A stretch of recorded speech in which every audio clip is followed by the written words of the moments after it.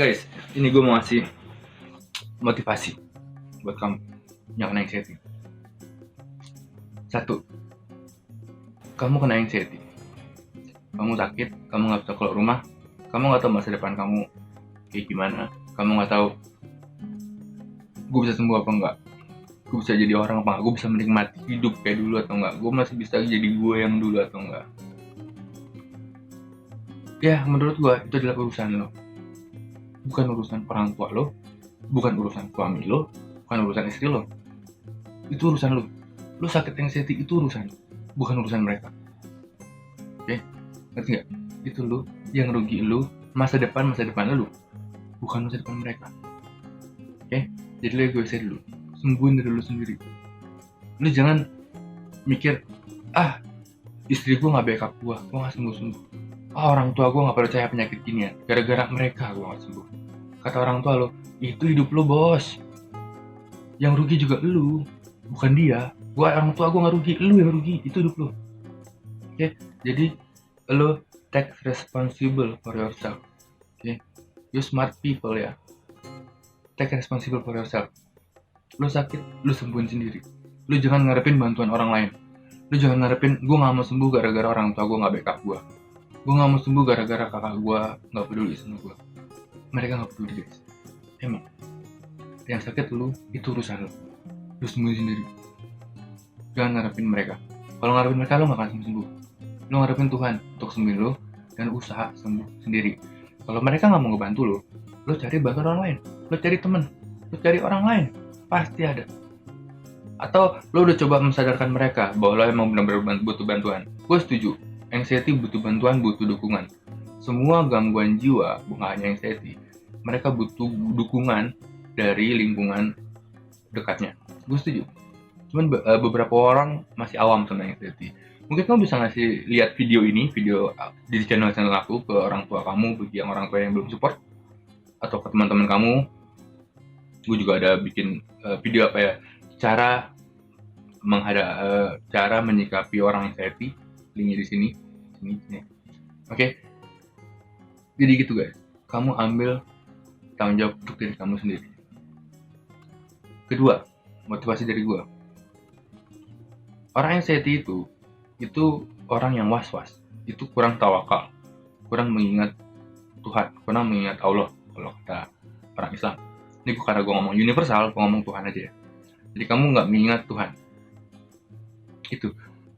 Jadi saat kamu was-was, kamu harus mengingat Tuhan, bahwa ada Tuhan di samping kamu, ada Tuhan yang tidak akan mengizinkan hal buruk terjadi kepada kamu, which is makhluk yang mereka sayangi, which is kalau kamu udah baik sama Tuhan, Tuhan akan baik sama kamu. Oke? Masalahnya, zaman sekarang, Tuhan kamu adalah Google. Jika kamu was-was, kamu ke Google browsing. Bukan apa ya? Kenapa? Kamu tanya Google. Bagi hal yang mengkhawatirkan, pertama kali yang harus kamu lakukan adalah kamu tanya ke Tuhan. Kamu berdoa ke Tuhan. Kamu minta cara dari Tuhan. Habis itu baru kamu cari cara lain.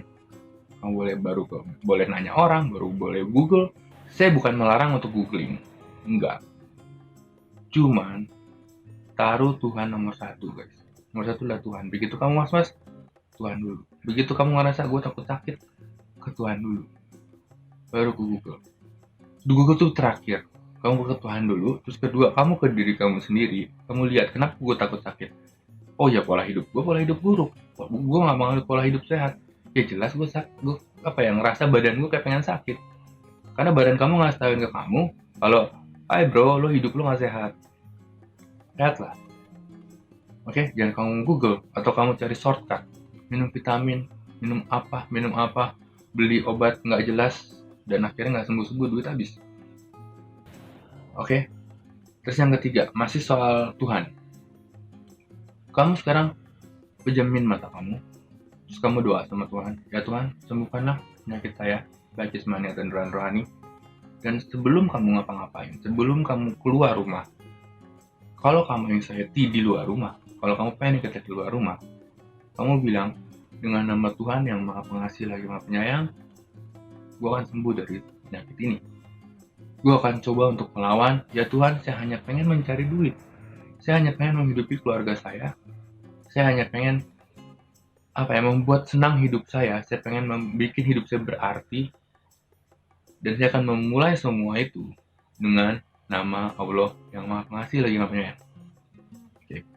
Atau bagi yang Kristen bisa ngomong yang menguasai langit dan bumi, terserah, yang atau dengan nama Tuhan yang mengasihi kami semua, terserah, atau bersama roh Tuhan kami akan melakukan ini, kami akan mencoba sembuh dari penyakit ini, terserah.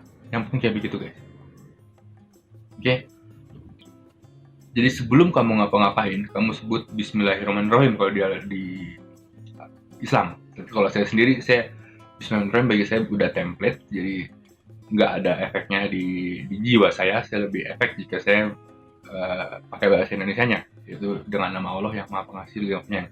Bahkan saya buka pintu kamar aja, saya selalu ngomong dengan nama Allah yang Maha Pengasih lagi Penyayang, buka pintu. Saya mau keluar rumah, saya ngomong kayak gitu di hati saya. Jadi istilahnya Tuhan bersama saya di luar rumah. Jadi kalau saya kumat, tenang, ada Tuhan. Jadi kenapa takut? Kan ada Tuhan. Kan sebelum lo ngapa-ngapain, lo pakai nama Tuhan kan? Lo pengen buat kebaikan kan? Lo pengen kerja kan? Itu ibadah kan? Pakai nama Tuhan kan? Ya Tuhan akan bantu. Oke? Jadi jangan takut, guys. Anxiety itu hanya di kepala dan itu tidak real. Yang real itu kalau ada macan depan kamu, itu real. Itu real. Tapi kalau nggak ada macan, lo jangan takut. Oke? Terus yang terakhir, semua orang itu kalau mau bisa, kalau mau, pasti usaha mati-matian. Iya nggak? Kalau kamu mau, kamu usaha pasti mati-matian.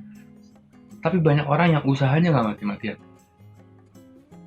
Kenapa? Mungkin karena mereka belum hit the bottom. Ngerti nggak? Jadi beberapa orang yang saya cuekin.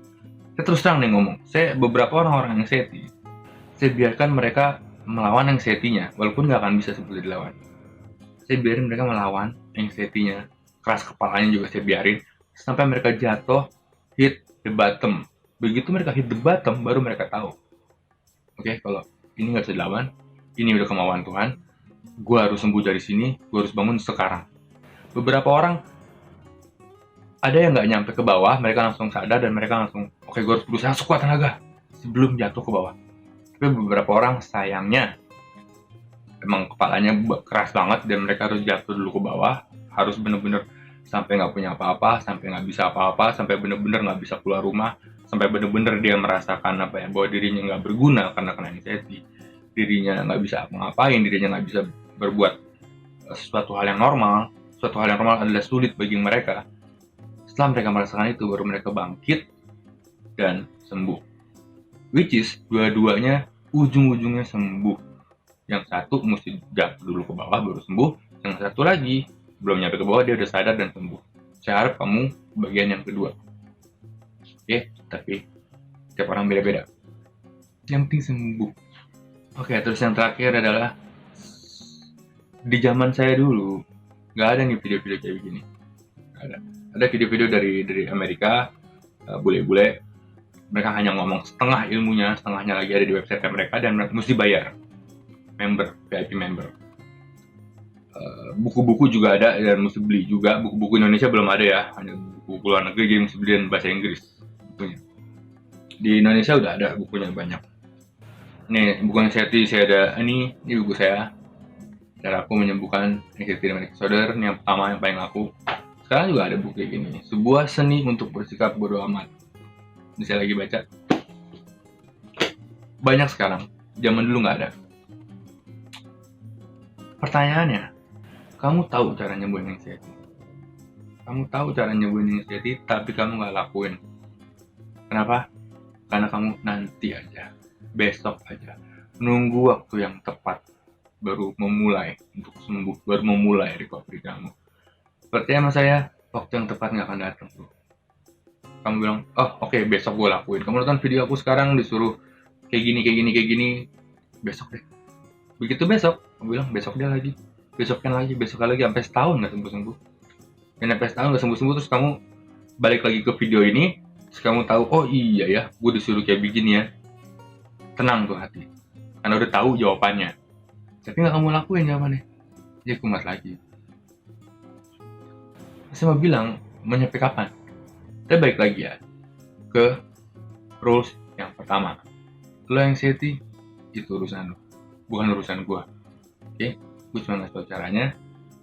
Gue cuma jadi GPS lu mau ikutin atau enggak terserah lu. Atau lo mau berhenti dulu di tempat, nggak ikutin jalan, mau ngorok-ngorok dulu, terserah lu. Yang rugi lu, bukan gua, bukan anak lu, bukan orang tua lo yang rugi, bukan kekasih lo yang rugi, bukan suami lo yang rugi lu. Hidup lu. Yang nggak nikmat jalan hidup lu. Yang punya anxiety lu sembuhin anxiety lu sendiri.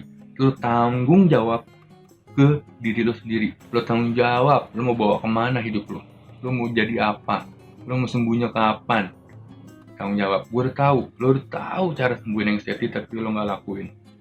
Lo cuman, gue sensasi kembung, gimana cara ngilangin kembung? Pola pikir nggak dirubah, pola hidup nggak dirubah, pola makan nggak dirubah, lo kumat lagi bro. Oke, sampai jumpa di video motivasi berikutnya yang lebih nendang kamu lagi. Karena memang subscriber gue ini orang-orang ganteng-ganteng, orang-orang cantik-cantik. Kenapa ganteng dan cantik? Karena mereka jarang keluar rumah, jadi nggak kena matahari guys. Jadi putih badannya, ganteng, cantik, tapi keras kepala. Semoga kamu berubah setelah melihat video motivasi dari saya ini. Saya cool.